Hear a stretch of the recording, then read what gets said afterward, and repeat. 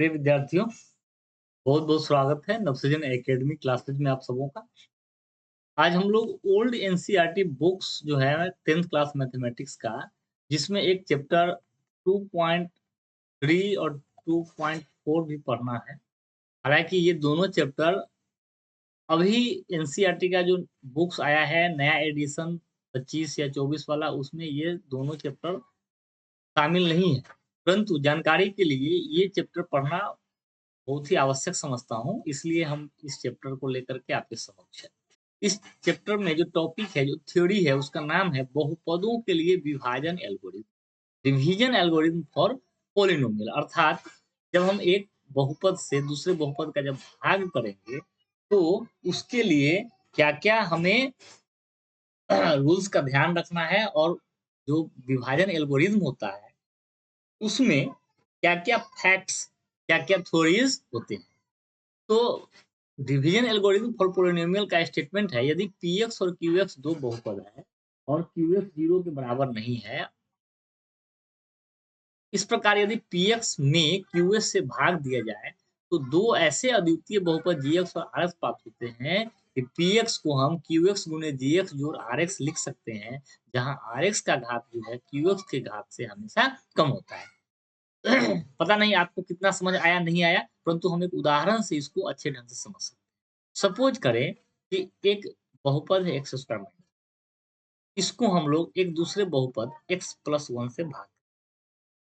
तो सबसे पहला जो बहुपद का भाग का जो नियम है कि बहुपद को मानक रूप में लिख लेना चाहिए।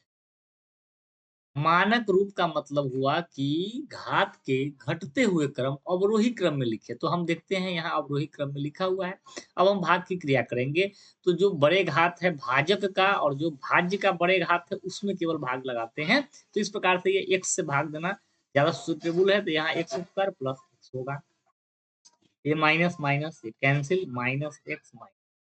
फिर हम लोग पहला जो पद है भाजक का सबसे बड़ा घात, और यहाँ जो बड़ा घात है देखते हैं समान घात है, मतलब भाग अभी और लग सकता है, माइनस एक में माइनस एक्स माइनस वन, ये प्लस ये भी कैंसिल, ये भी कैंसिल, शेष हो गया शून्य। तो अब हम अगर इस डिवाइजन एल्गोरिथम के स्टेटमेंट को पढ़े तो हमारा एक्स स्क्वायर माइनस वन जो है ये पी एक्स है, इस बहुपद में एक्स प्लस वन जो कि क्यू एक्स है उससे भाग दे रहे हैं। तो जो भागफल आया ये जी एक्स है, और जो शेष आया वो आर एक्स बोलेंगे। तो इस भाग की क्रिया में हमेशा ही भाज्य जो बहुपद है वह किसके बराबर होगा, तो जो भाजक वाले बहुपद है गुने जो भागफल है उसके बराबर होगा, प्लस शेष के बराबर। अब ये जो शेष जो है वो या तो शून्य हो सकता है, या नहीं तो जो शेष आया है उसका जो घात है, पावर है, वह हमेशा भाजक के घात से कम हो। तो इसीलिए यहाँ लिखा कि आर एक्स का घात जो है वह हमेशा लेस देन होगा। यहाँ बराबर की बात में नहीं है, हमेशा लेस देन होगा, ये ध्यान रखना। और अगर आर एक्स 0 हो अर्थात शेष शून्य है तो क्यू एक्स जो है वह पी एक्स का एक गुणनखंड हो। दूसरा जो बात ध्यान रखना है, जो जी एक्स है अर्थात जो भागफल है, भागफल का जो घात है वह भाज्य और भाजक के घात का अंतर जो है उसके बराबर। जी एक्स जो है भागफल का घात वह भाज्य और भाजक के घात के अंतर के बराबर। अब अगर हम इस एल्गोरिथम की तुलना यूक्लिड विभाजन लेमा से करें, जो कि आप पहले चैप्टर में पढ़ चुके हैं, तो इन दोनों में काफी समानता होती है। They are similar to each other. यदि ए और बी धनात्मक पूर्णांक है तो ए को बी से विभाजित करें तो ऐसे अद्वितीय पूर्णांक की ओर प्राप्त होंगे जहां ए बराबर b q plus r, r 0 या उससे बड़ा होगा, परंतु हर हाल में बी अर्थात भाजक से छोटा। तो कहने का मतलब यह है कि बहुपदों के लिए विभाजन एल्गोरिथम जो है यह यूक्लिड के विभाजन लेमा के तरह या उसी के आधार पर है। अब हम लोग बहुपद एक चीज जानेंगे कि बहुपदों के लिए जो विभाजन एल्गोरिथम हम पढ़े हैं उसका क्या यूज है।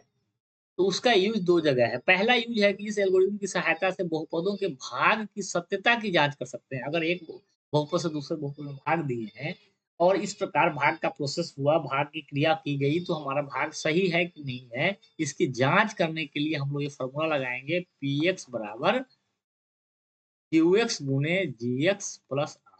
अगर इस फार्मूले में चेक करके देख लेंगे, अगर आ रहा है पीएक्स और ये जो आरएचएस है, एलएचएस, आरएचएस बराबर आ रहा है मतलब हमारा भाग सही। दूसरा इसका उपयोग हम लोग कर सकते हैं, जब किसी द्विघात बहुपद या उससे अधिक घात वाले बहुपद के कुछ शून्यक दिए गए हो और अन्य शून्यक पता करना हो, तो हम भाग की क्रिया द्वारा उसके अन्य शून्यक ज्ञात कर सकते हैं। तो इसके लिए भी बहुपद का विभाजन एल्गोरिथम आपका यूज हो सकता है। जब भी दो बहुपद को भाग की क्रिया अगर किया जाए दो बहुपदों के, तो सर्वप्रथम उन्हें मानक रूप में अवश्य ही लिख लेना चाहिए। मानक रूप क्या होता है? तो घातों के अवरोही क्रम में उन्हें हमें लिख लेना चाहिए। अब हम थोड़ा-सा चर्चा करेंगे ये जो सेकेंड स्टेटमेंट है उसके बारे में। हम लोग एक द्विघात बहुपद का शून्यक निकालना सीख चुके हैं। अगर द्विघात बहुपद है, तो हम लोग उसको 3 फ़ॉर्मूले पर, अगर वह a प्लस b के होल स्क्वायर के रूप में आने वाला हो, या a square minus b square के रूप में हो, या x plus a into x plus b के रूप में हो। अर्थात फर्स्ट इंटू लास्ट का जो गुणनखंडन होता है, उसके हिसाब से हम इसका गुणनखंडन करके शून्य ज्ञात कर सकते हैं। परंतु अगर कोई बहुपद 4 डिग्री का हो, चतुर्थघाती हो या त्रिघाती हो, जैसे एक है x cube minus x square plus x minus, अब इस बहुपद का अगर हमको शून्यक पता करना हो, तो इसका शून्यक पता करना अभी हमारे इस क्लास में 10th क्लास का जो यहाँ तक बेस है या जितनी सिलेबस है, उस पे ये शून्यक ज्ञात करना नहीं पड़ना है। परंतु अगर हमको ये पता हो कि इसका एक शून्यक अगर 1 है, अगर हमें ये पता हो कि इसका एक शून्यक 1 है या -1 है या 1/2 है, तो हम उस शून्य की सहायता से उसका एक गुणनखंड पता कर लेंगे, क्योंकि अगर अल्फा किसी बहुपद का शून्यक हो तो x माइनस अल्फा उसका एक गुणनखंड हो। और इस गुणनखंड से किसी भी बहुपद में अगर हम भाग दें, तो इस प्रकार से जो भागफल होगा, अब वो 3 डिग्री का ना रह करके 2 डिग्री हो जाएगा या 1 डिग्री हो जाएगा। फिर हम उसको गुणनखंड के रूप में तोड़ के शून्यक निकालेंगे। तो हमारा जो अगला चैप्टर है एनसीईआरटी ओल्ड बुक, अब हम लोग पढ़ेंगे इस थ्योरी के आधार पर, जो है चैप्टर 2.3 एनसीईआरटी ओल्ड बुक। ये हम अगले एपिसोड में इस पे चर्चा करेंगे। एनसीईआरटी ओल्ड मैथमेटिक्स एक्सरसाइज 2.3 इस पे हम लोग अब हल कर सकते हैं। तो आप लोग इस चैनल पे जुड़े रहें, इसको लाइक और सब्सक्राइब करें। बहुत बहुत धन्यवाद।